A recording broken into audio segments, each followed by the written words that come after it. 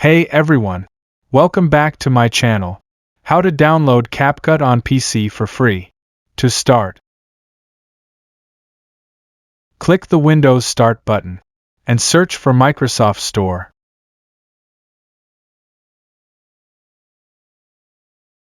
And open it. Search for CapCut. In the Microsoft Store search bar, type CapCut.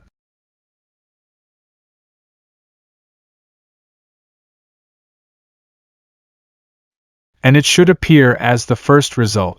Click to CapCut. Click Install.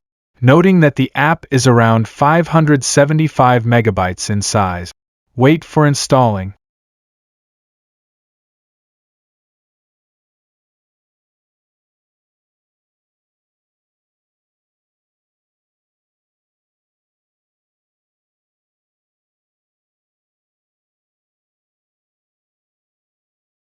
CapCut successfully install.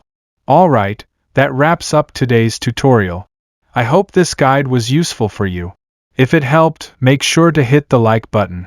And don't forget to subscribe so you can catch more tips and tricks in the future.